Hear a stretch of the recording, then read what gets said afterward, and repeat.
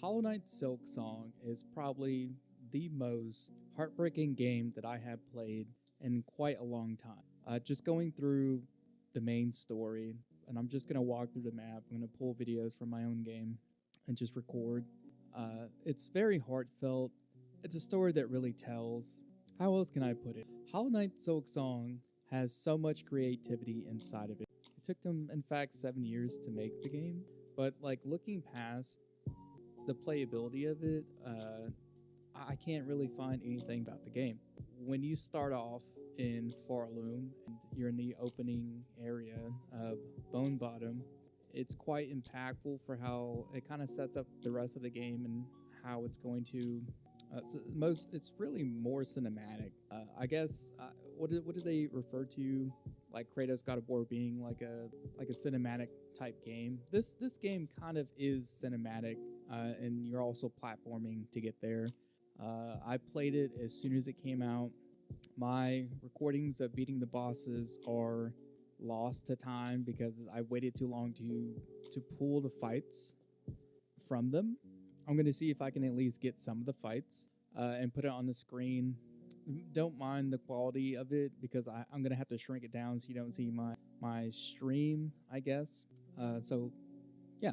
Overall, Bone Bottom to the Marrow, and then from the Marrow to Deep Docks, it opens a huge world. And from Deep Docks, you can also explore far fields. From far fields, you kind of get lost. You do need certain keys. So if it's your second playthrough, you're gonna familiarize with the area, but like the map is in my head, right? And I'll put the map on the screen. I'll just like screenshot it and then put it on the map. But just knowing that you start from Bone Bottom, then you go to the Marrow, then it's Deep Docks. Depending where you want to go from Deep Docks, you can go to Far Fields on the very bottom where you talk to one of the Pin Sisters. I guess we'll refer to her as one of the Pin Sisters. The red cloak, that's where you get the Mary Poppins thing from. From there, you can go up through kind of like a secret passage. I guess you have to know where the secret passage is when you unlock the fast travel with the beast. I think the Bell Beast, right? As soon as you hit the Bell Beast, you can go right, and then you can go into another section of Farfields and open up a lot of things. But you need like the double jump and wall jump, and we'll get into that. We'll show you that. Just the world building in itself. From as soon as you start the game, you are suffering from a kind of poison thing. I'm assuming it has to do with the trap because the last time that Hornet was like faced with the Black Egg Temple is once these like deep, I guess, magic rooted traps are placed down, it kind of affects her a lot, and I find it kind of weird because Hornet is a weaver, and weavers are like super strong. Even the base little small creature weavers without, I guess, a higher path of thought, they're pretty strong. They do double damage in the game. I can only imagine what it's doing in Hollow Knight to you. It's probably taking 3 or 4 bars at a time. It's just everything is stronger. Everything can combo you. This game is just like OG Metroid. Like if you ever played Metroid Prime and you're in that starting area in like the rainforest looking place, then you hit the desert. As soon as you hit the desert, you're going into like this poisonous place to get like a missile upgrade or something.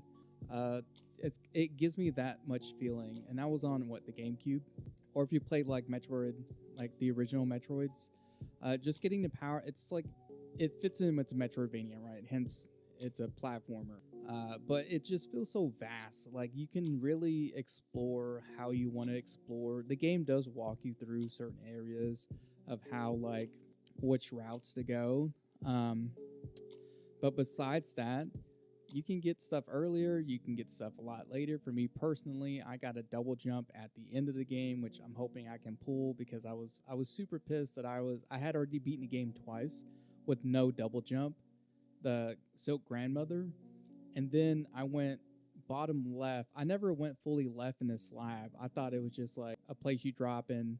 Oh yeah, the Bell Beast. I never kept going left. Spoilers, but it's been out for a while. If you haven't played the game, spoiler alert. I put spoiler alert at the beginning of the video, whatever. The Belbies, great character. Farloom's interactive characters are great. You really feel for, uh, I guess the stain, like you feel bad for them. But Farloom is like a super cool place because they'll tell you like, well, you have to make the journey yourself. Like that's the whole point of it. Like everyone starts from Bone Bottom, then you figure out that Bone Bottom is just like dead bodies everywhere, because there's literally bones, like bones of beings there.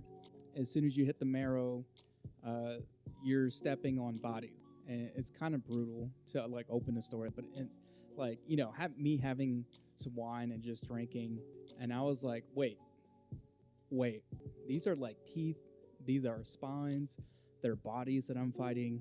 As soon as I went to Deep Docks, it was more like Deep Docks was more like a union. It felt like that kept going. And you'll notice the type of creatures that you fight. Some creatures that you fight will drop shards, right? Those are mostly in the tribal areas. Let's go with that. Mostly tribal based areas. Some people that you fight, like over in the Citadel, and so the Citadel, Memoriam, the bridge part, I don't believe Sinner's Road drop anything. And then you get to what's the area? The area underneath, Underworks. They drop money. So as soon as you kind of get up north and like centralized in the map, then you start realizing that, oh, I need money. I need money to work. I need to work so I can worship my deity, and to worship my deities to be recognized by them. I'm going to work until I'm recognized. And the story kind of puts out in this fashion. I hear the call. I want to go to the Citadel because that's where like civilization is. So you come from this tribal area, start working your way through the Marrow. It's the climb for most bugs, and then you go north. From the Marrow, you'll hit a couple sections. If you are like already a part of the Citadel, you start to. This is going from memory, okay? Don't hate me if I'm getting things wrong. I will correct myself. Trust me. This is just off the dome. I don't want to pull up a script for me to read because then I'll have the places. I'm trying to do this from memory. Like people who play the game, I'm trying to explain it just by off the memory because I want to go back probably today, tomorrow, and play this game thoroughly and take off the compass because I have a pretty good idea where I'm going. So when you're venturing from the Marrow and you start going north, I believe you'll actually hit Shellwood first with Bellheart. That's where like people go to sit. But once you sit in Bellheart, you kind of get your mind taken over by the Silk Grandmother. If you keep venturing from Shellwood up north, you'll hit the Blasted Steps, and then you got to work your way all the way around, which I think all the bugs do. They have to like platform. And then once you platform all the way from Blasted Steps, you're going to be going to, I think, I think you'll work your way into a platforming section with the big bridge, the grand walkway or something, and there should be a elevator there. So the elevator would take you up to the Citadel, and that would be like the regular route for most bugs. But most bugs having to go like the other way from far fields and trying to find their way up. Well, you can't go up from far fields next to Hunter's. Was it Hunter's Mark? Or I think it's called Hunter's March. Uh, then they figure out they can't go up that way. So you find that most of the enemies that you're going to be fighting have to venture through Shellwood. They go either all the way left and end up in Blasted Steps, where you can find people that also drop rosaries as their currency, or they take another route. They keep going east. They go east of Shellwood, and they keep going east when the pathways are unlocked with Hornet, and then you hit Greymoor. Greymoor is like where you get to the halfway house and the Crow Father and all that. I guess they judge people, but all these places that I'm mentioning, like kind of central west or central east from Bellheart, um, they have they probably get turned into workers there because there are bosses that you do fight that they will come from you or for you, and you can actually keep going up north from Greymoor. This is after, of course, after Hornet unlocks everything, and they think the holy beings are guiding me. Once you unlock Greymoor, you can go up through the thicket. Most people either two routes that they take.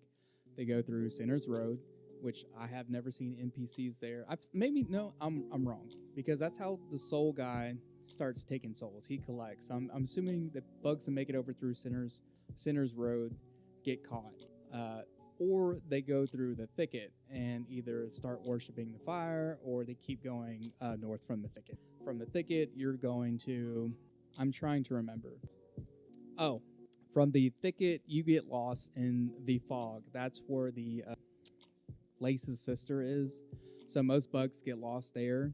Now, the interesting enough, people have put out lore that the silk birds or silk insects that you see, the white that's covered in white when you first go to the it's called like something fog area at the time, but once you unlock the other area, it's called like the Oregon something. Like I said, I'll pull up the map. I'm doing it from memory.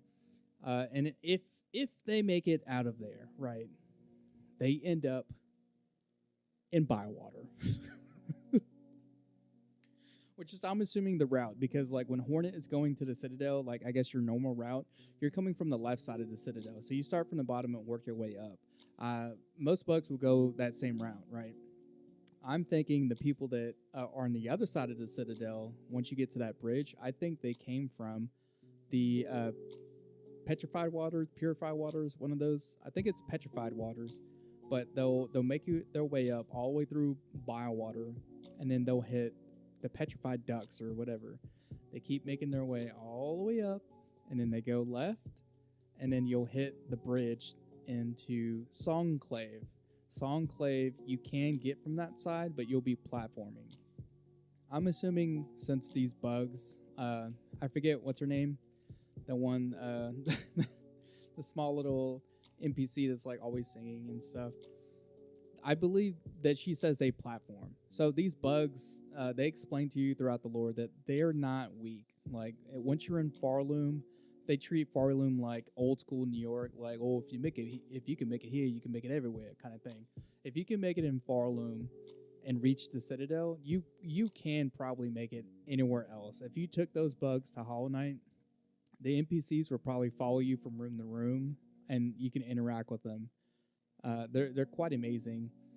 I think another one of the examples, like the difference between the NPCs from Hollow Knight to Silksong is obviously the NPCs from Silksong, they talk a lot more, but I want to say because Hornet is mostly, well, she's Weaver and Worm, or Rim, whichever. It's like WYRM. I believe she can speak better because she has more of those tribal linguistics.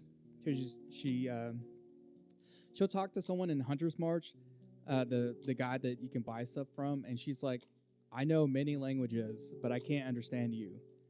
And then I want to say, as soon as you get the silk needling unlocked, you can. It's not. I don't think it's reading minds. I think she starts to understand all languages, because the song, like when you play songs, they'll start to sing, but they'll sing into a language she can understand.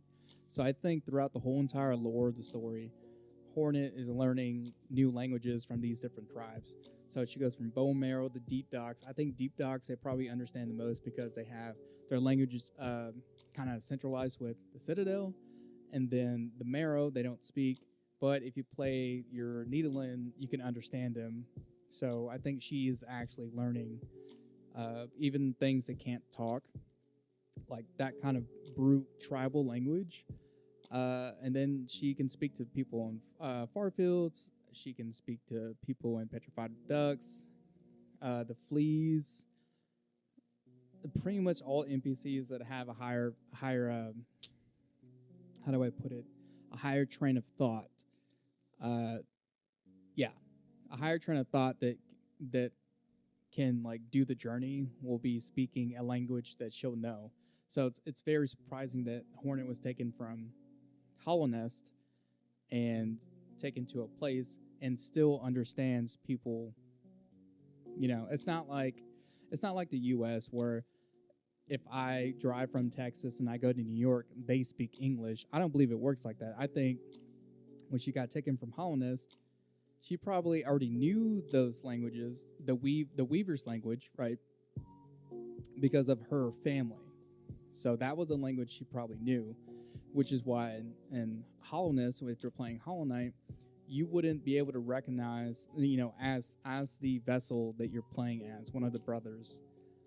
As the vessel, you have no idea what any of the Weaver signs mean until it's translated for you. Like when you get the little Weaver insects, they'll like follow you. They're pretty much like invincible, right? It's a charm that you can put on. I think she knows their language because of her family being Weavers.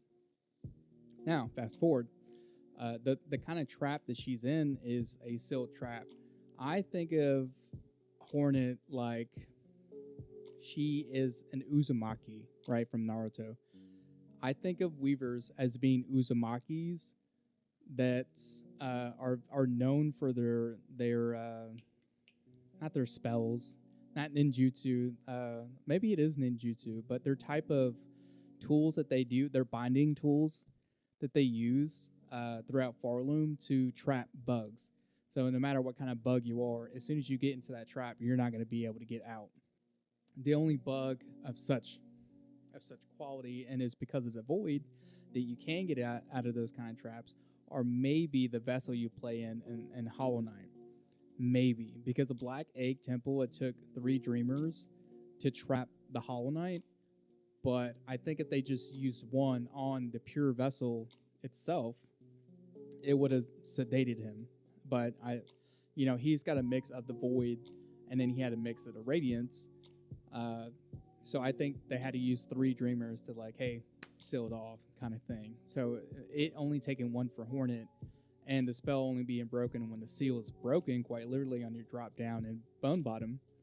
The Weavers are super strong in this universe. Another note to put out is that throughout the story, you start to figure out that they also had they also kind of worshipped the void. I don't want to say worship. I want to say the Weavers and the void kind of went like hand in hand. I think the Weavers got their higher train of thought by learning from the void. Even in the story, you see the Weaver being, small, kind of get touched by the void because it's all black. If at this point, you have to play the game to know what I'm talking about. So from like the void area, the abyss, right? Even it's the same title in Hollowness, it was the abyss. In Farloom, it is considered the abyss. So the abyss is an area that you can probably is in every area of higher thought. So if they expand the universe, right, in the new DLC for Silksong, Hollow Knight Silksong, it's probably going to have to do with anything north of the abyss. But if they come out with another game, right, and they have an abyss, that only confirms that places with higher trains of thought or higher beings of bug kind of get that way because of worshiping the abyss. Like the Worm King and Hollowness knew about the abyss, and he would create a void to give void shape. He would create beings with void because void doesn't have a train of thought, but it's not the absence of a body. We see that the void is a huge combination of bodies, and later discover in Hollowness that like most of the tendrils that come out are the vessels, the brothers that you lost in Hollowness. Sorry. So it make a lot of sense to start getting like advanced technology, quote unquote. So now we're gonna go fast forward to like the first 2 times that you beat, or you can do it 3 times actually. You can get 3 endings unlocked with the Silk Grandmother. So you have the first ending when you just fight a regular, nothing happens. You have the second ending when you have the child in you that you get from one of the wishes, when you have to basically purify yourself, and that's when you get the whip class. And then if you do it with the trap, that unlocks 4 and 5. So your first 3 endings are right there. It's kind of weird because your third ending on your working your way to the true ending, you are essentially working your way towards back to the source, the abyss. So could be far off. It's not confirmed. This is what I'm assuming. I'm assuming that if you can build a city above the abyssal area, like the Weavers started building, and then it just kept climbing up, climbing up. Because I'm thinking in the back of my head, well, spiders like to be like high. There are some spiders that like to just remain underground. The spiders that you interact with in certain areas, like there's spiders that like to be in a desert, that like to be locked away. There's spiders that like to be underground, locked away. So they kind of thrive in those, and they kind of feed on the smaller insects that come into their trap. Uh, there are bugs that live out in the woods, like what I'm saying. Like there's a bug for everything in this universe. So orb weavers, I guess, you can find high up around the ground, like just looking for them. You can find in a tree or you can find on the ground. In the Citadel, Grandmother Silk is we don't know what kind of specific bug she is. I thought she might be like a cousin to the uh, Black Widow, but the Black Widow bug in the game that you fight to free Bellheart, that's an actual Black Widow. So like, look at the design of the Black Widow, like 4 legs on top, two legs on the as her arms, and they ripped off her mask, and then they prevented her from using her own silk because I want to say that she's a different type of spider. Like there's weavers and then type of spider. They didn't want her to have like a higher train of thought. And in this universe, if your base stats are boosted and you're known to be like a territorial kind of bug, I want to say that the civilians or whatever in Farloom, like the common folks in Farloom, would consider you more of a god. They refer to gods as like insects of, or sorry, bugs of higher thought, bugs of they can use soul, bugs they can use silk, bugs that you can use binding, and even the mages or whatever, the three mages that you run into, like you're considered gods to the common folk. But as a player going through Farloom, you get the notion of like, oh, puny god kind of thing. Big ass rants. Now, I kind of explain what Farloom is. So, the story on the way to get to Farloom, or to the Citadel, I would say, is emotional as fuck. Not only do you start off in the area and it's like, oh cool, like this isn't so bad. Then you find the refuge at the bottom of Bone Marrow.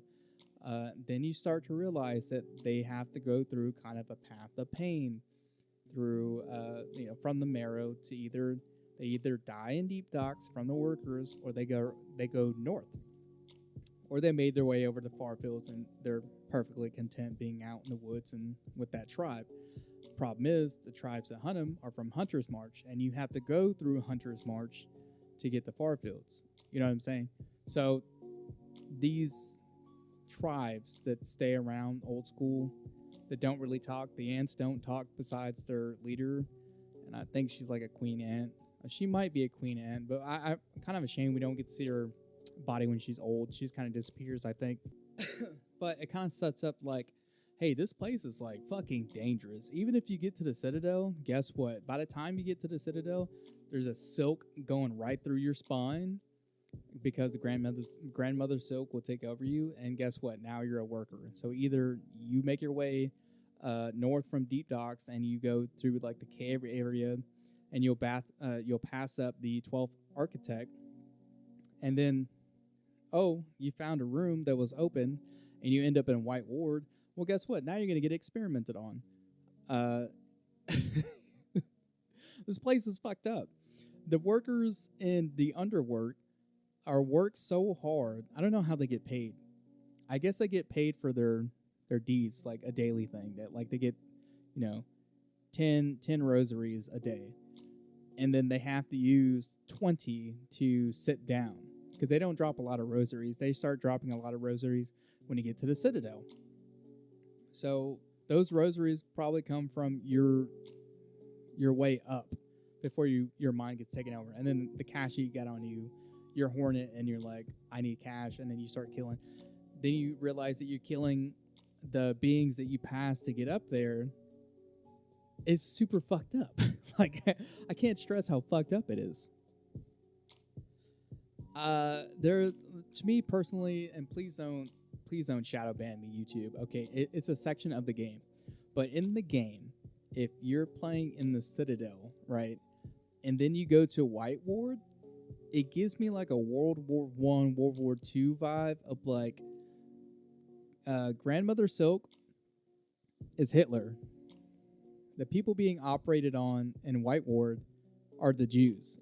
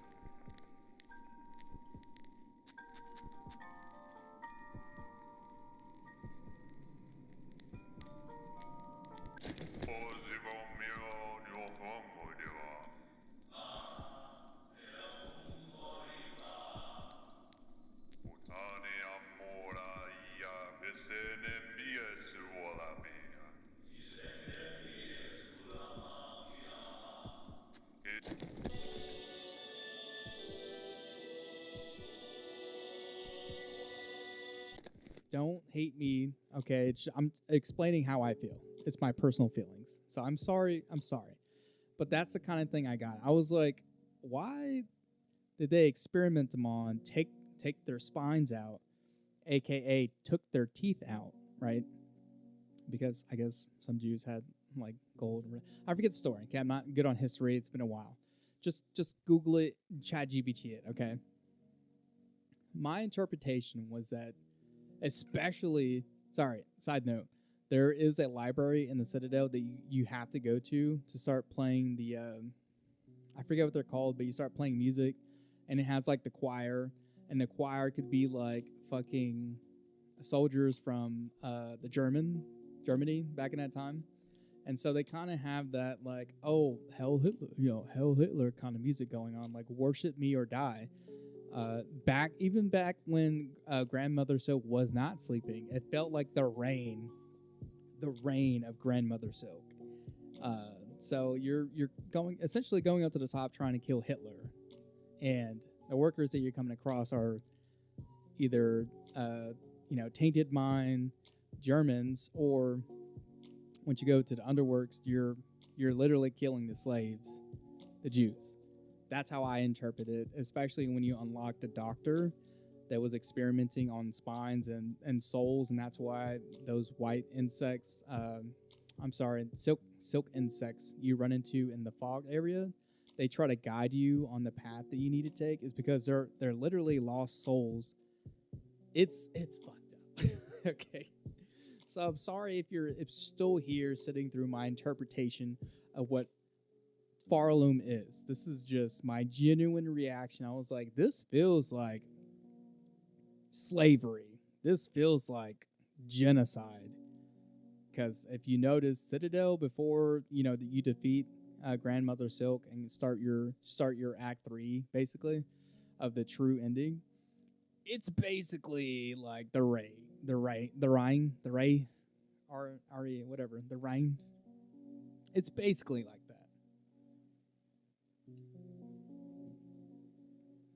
And still, after you deal with all of that,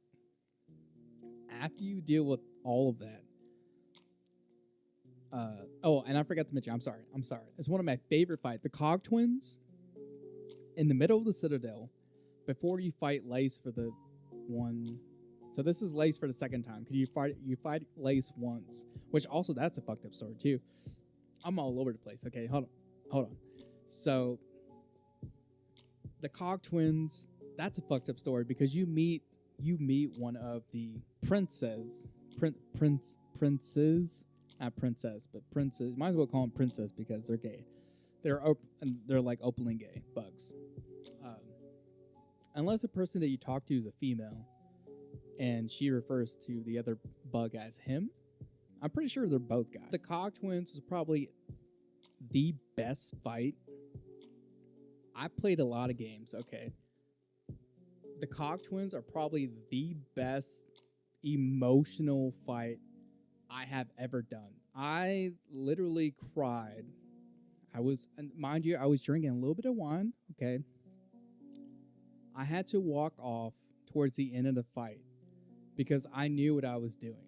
Once they started dancing alone by themselves, I walked off and I cried. I went to that fucking corner over there and I cried. I have never been impacted like that in a game. I've never been so emotionally turned by a game. It could be me being a bitch, but like once I understood what I was doing in the process, like it kind of fucks with your head, you know. I'm essentially looking at a baby dog, and I'm just like I'm trying, I'm trying to keep my composure. I come back. You have to beat Cog Twins to get up, beat them, and then if you explore a little, that prince comes back and picks up the fucking body. Because if you didn't hear me about White Ward, his soul was actually trapped in those mechanical bodies. It's so fucked up. Anyways, so Lace is the daughter of Grandmother Silk. Lace is not a bug nor insect. She is 100% silk. There is life in her towards the end, but the implications of silk, they're kind of hinting towards that silk can bring like life to all, and not in the blue hearts or the forbidden love kind of way, because you do interact with the blue gel, blue fluids, and you get passively heals health and all that. What I'm talking about is that the implications that Grandmother Silk wanted kids of her own after all the weavers left, because that's how they end up in Hollowness, and they end up. There's even a map in I think it's the Abyss, where you find a map to like basically all the weavers that went like different directions. She wanted more kids, so she made 2 kids, with probably a third, and no, she did make a third, but the first child was too weak, and that's the weaver that you talk to. As soon as you get the needle in, and you open up bone marrow, that's the first child. The second child being the fog area, that her body was too weak and that she was decaying. Not that she didn't have enough life, but she was just decaying, and so I guess to keep herself alive, she had to steal souls. I'm just assuming this to stay alive because people who get lost in the fog area, that's why you see those. That's why you see those silk insects there. I believe she needed souls to survive, so she would kill bugs or she would kill those silk insects. Either silk grandmother put them there so she could survive, or she lures them, the souls, with the fog. That's my assumption. Okay, nothing is fact here; it's just all opinion. Lace is made out of 100% silk, so you have 2 beings brought to full life. They can breathe, they can eat, they can talk, they can dance, they can sing. They're a little crazy because they're not really beings that are alive, but they're really alive. So the implications of you can use silk to create life sets a whole different boundary, because if weavers could create life through silk, and the void could create not really living, it's just of shape. If they can create or mold a void body and then put a soul into the body, essentially making a person, a different type of person, but a different type of bug with higher train of thought to be ordered and told to do stuff, because that's what a pure vessel is. It's just a pure vessel of the void that has its own thoughts. Also, a child of worm. Then we have two ways to gain life. If you put a soul into the void, like the abyss, if you put a soul into the void, you risk someone going crazy and they're always being angry. They kind of snap at everybody.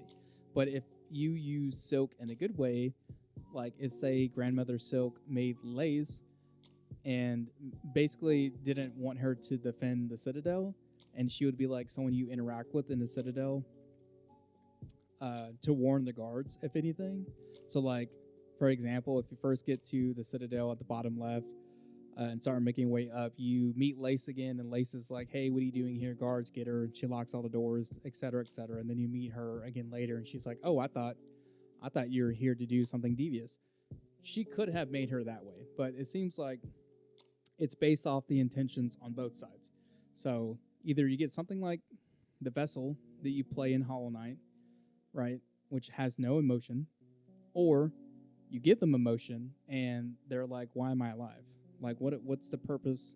What am I doing here? I'm dying every day. I'm slowly decaying. That's Lace. That's also a super fucked up story. So if you don't know, you haven't noticed, I am 30 plus minutes talking about this game nonstop because the game is that good. I just can't. So I will end it there.